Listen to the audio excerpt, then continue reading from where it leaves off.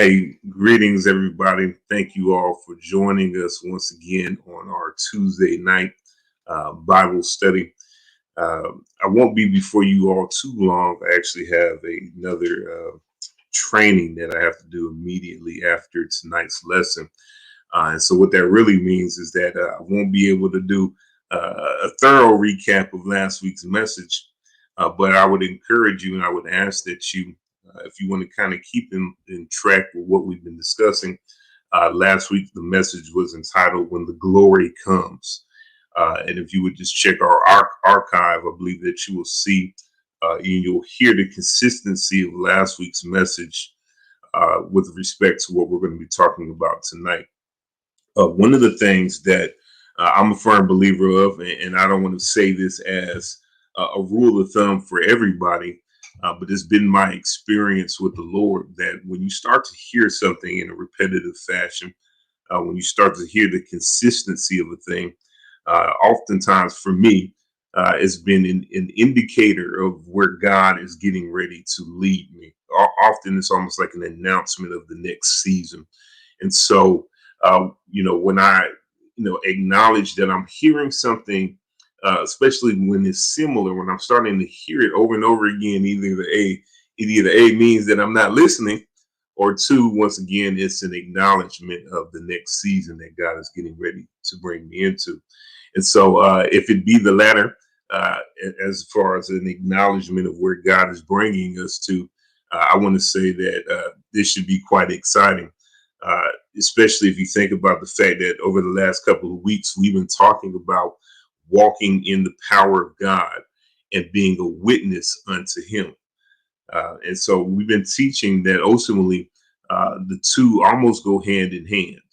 And so, if you recall, the message that train of thought came from Acts chapter 1, verse 8, where it says, But you shall receive power when the Holy Spirit has come upon you, and you shall be witnesses to me in Jerusalem and all Judea and Samaria and to the end of the earth.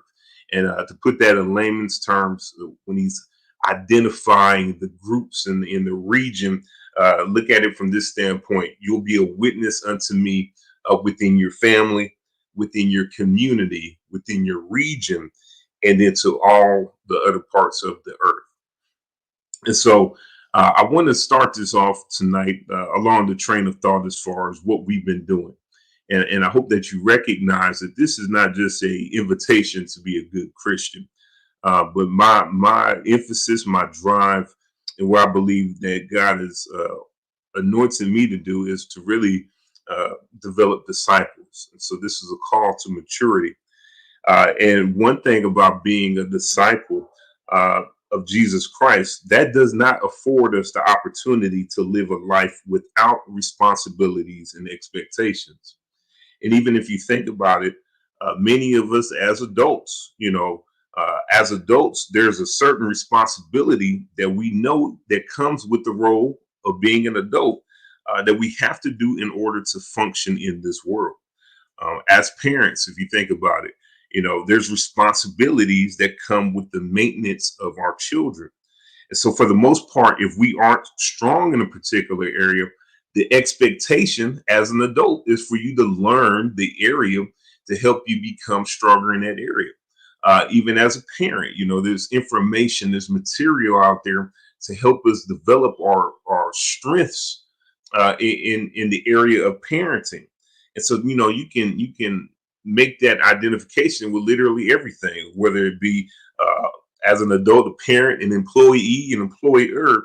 There's always a responsibility inherent of that role. And the same thing holds true with us being disciples of Christ.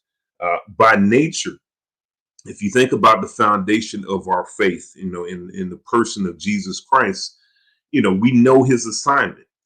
His assignment, our belief is founded on two things. And one, that he died, and then two, that he rose, and I don't want to minimize it, but if you really think about it, Christianity was really launched on the basis of that foundation. Up until then, they were Jews, but the Christianity really developed from that belief system. But here's the thing about his death. His death was the price of our atonement. That's the ministry of reconciliation. That was the cost that it took to reconcile or to atone us for the sin nature. But here's the thing: his resurrection, that restores us to right position, meaning that it gets us back in track with the first and the original nature of man. When Adam sinned, he got out of position. And so when Christ is risen from the grave and ascends to be with the Father in our accepting him, now we're in his body and now we are back in right position.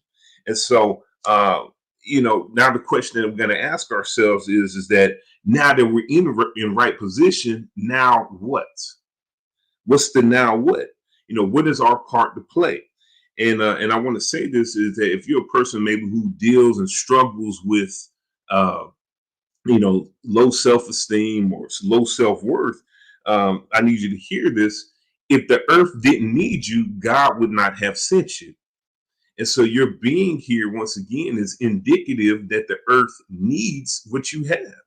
And we talked about this on a number of occasions from Romans 8, that how the earth moans in expectation for this appearance of the sons of God. And so, what it is that the earth needs the mature ones to show up. And so it's waiting for the revelation of who God has called you to be. And so, if you think about what we've been talking about for this year, our focus has been, for the most part of this year, being in sync with God.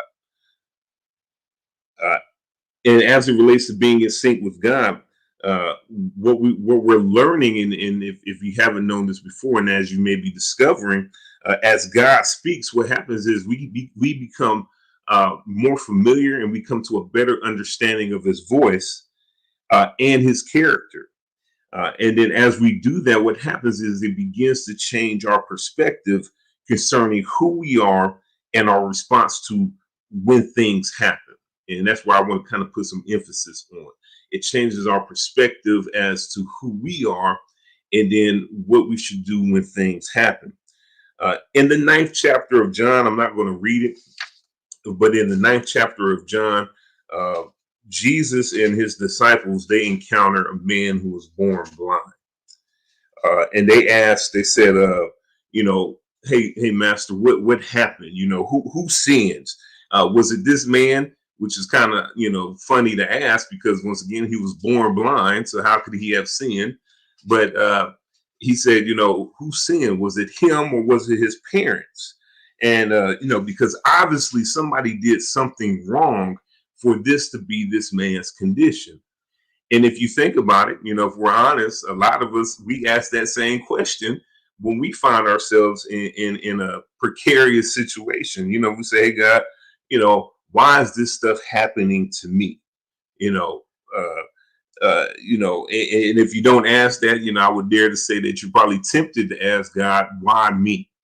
And here's what Jesus said, and listen, it's a logical question. And oftentimes we're seeking a logical answer, but a logical answer is not always consistent with a spiritual answer. And here's what Jesus tells them. He says simply, this happened to this man that God might be glorified. And so I said all that to say this, if we do an honest assessment of our lives, I'm sure that we all have a story or an event that we've gone through it. And after, on the other side of it, we can't say anything, but this was something that had to happen for God to get the glory in my life. And so if that's an experience that you've had, I want to ask you, what reason did that experience serve? Obviously, it couldn't be just for the sake of me going through it. Can you identify what did this particular instance serve in my own life? I was thinking, as I was preparing for this message, when I was in Iraq, the first time I actually had a couple of near death experiences. And those near death experiences, it couldn't be just attributed for me to say, "Whoo, look at what I made it through." At least I choose to look at it and say, "Hey, my life there's still a work for me to accomplish. There's still something for me to do. And for that reason, maybe that's why God preserved me. You know, I think about, you know, I hear stories about, you know, how families are impoverished, you know, and then out of the blue, you have this one individual who becomes a millionaire, whether it be by sports, entertainment, or whatever, and they, in essence, become the one who restores the family. You know, if you're familiar with the Jacksons, you know, Katherine Jackson, Joe Jackson, you know, I watched the movie a few times, but you know, they were poor, and when their children were born, they were still in poverty. But then, you know, fast forward, the children become famous, and now you have a whole generation of Jackson family who doesn't even, they can't even relate to poverty because that's not been their experience. And so, in essence, what I'm saying is that they became the miracle. Their life became the miracle, and it's from that vantage point that I want to dive into the base scripture for tonight. This is coming from John chapter 12. Just going to read a few verses. I'm actually really deep into the message already. But this is John chapter 12. Thank you all who are with us online. Thank you for joining us. I'm going to read a few verses. I'm going to read verses 1 through 2. And then I'm going to jump down and read verses 9 through 11. All right. Verse 1, it reads, then 6 days before the Passover, Jesus came to Bethany, where Lazarus was, who had been dead, whom he had raised, from the dead. There they made him a supper, and Martha served, but Lazarus was one of those who sat at the table with him. Now, a great many, dropping down to verse 9, now a great many of the Jews knew that he was there, and they came, not for Jesus' sake only, but that they may also see Lazarus, whom he had raised from the dead. But the chief priests plotted to put Lazarus to death also, because on account of him, many of the Jews went away and believed in Jesus. And once again, tonight's message is entitled, When Your Life Becomes the Miracle. And so, if you think about the scripture that we're reading, we see Lazarus, his life becomes the miracle. If you go back into chapter 11 of John, what we see is after being sick for several days, Lazarus dies, and Jesus resurrects him. He brings him back to life. And in that essence, Lazarus becomes the miracle. I don't know if he asked to be healed when he was sick, but I'm pretty sure that he didn't ask to come back to life once he was dead. And so, however, similar to the man born blind, Lazarus' life now served to glorify God. You know, he was now a witness unto him. And when I said that he was the miracle, his life was a miracle because he didn't ask God to do it. It was just something that God did in him. And if you remember Acts 1, verse 8, it says that, you know, I'm going to give you power to be a witness unto me. And so what we see in this verse, particularly in verse 9, it says that many people came not just to see Jesus, but they wanted to see Lazarus. And what they saw confirmed who Jesus Christ was. And so I'm bringing this up to say that in many cases, when God does something in your life, once again, that's going to serve to glorify him. It's going to serve as the case that God is indeed who God says that he is. Now, one of the things that I want to bring out in this text, you know, Lazarus, he didn't know that his life was a threat to those who were against Jesus. What was he doing? Lazarus was just being himself. But all of a sudden, in him being himself, his life now served as a threat to those who were against God. Now, one thing I don't do, I don't particularly spend a lot of time talking, about the devil. But I will say this, and this is something that we should all be aware of. The adversary wants to discredit God. And the way he does that by coming after you and attempting to take away your witness. The only thing that Lazarus is guilty of in this text is being a walking testimony. That's the only thing that Lazarus is guilty of. His presence gave proof to a better system. And if y'all remember what we talked about in John, where it says that the devil comes to steal, kill, and destroy, but I come that you might have life and life more abundantly. His life now gives witness to the abundant life. And so, in order for the adversary to attempt to steal the witness, he must end his life.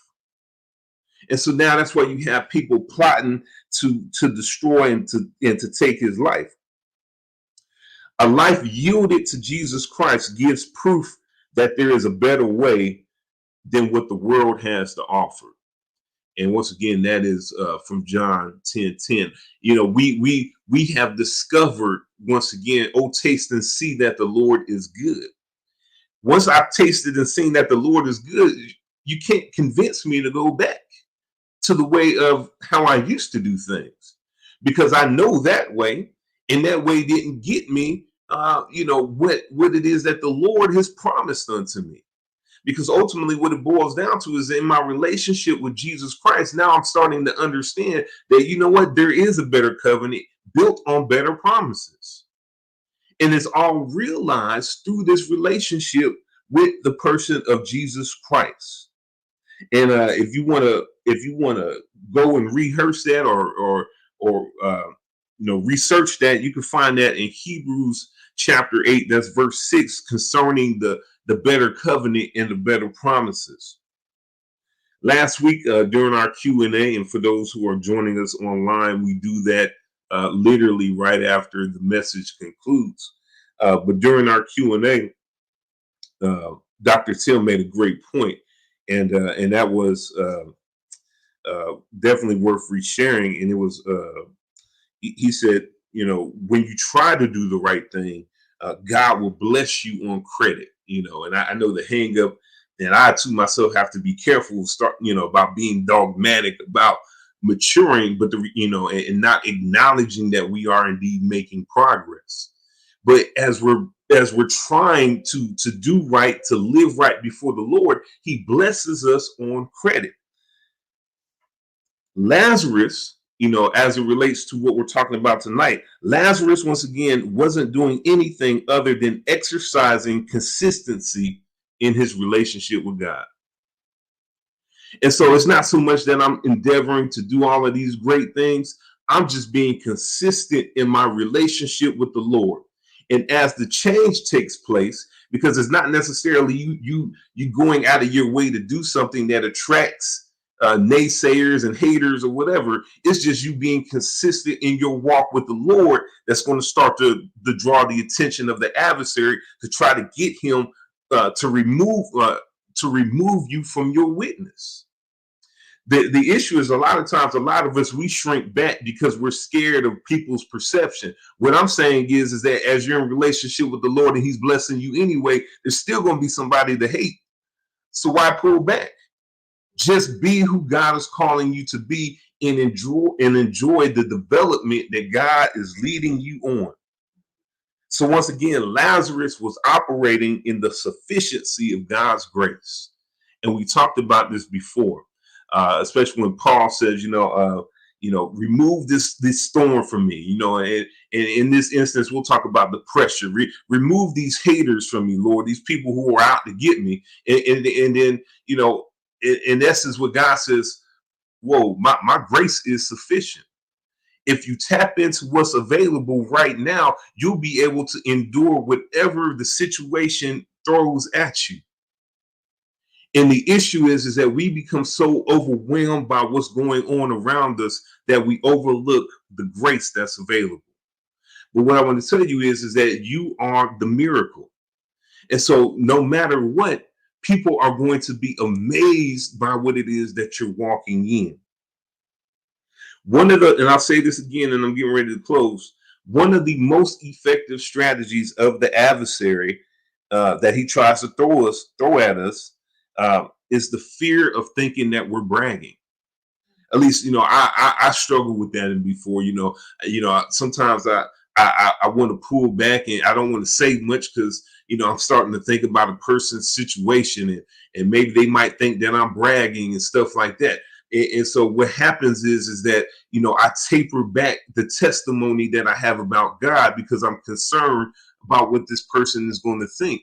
But the reality is that person might need to hear what it is that I'm assuming I'm bragging about, because if they hear it, it's going to help them in their own situation.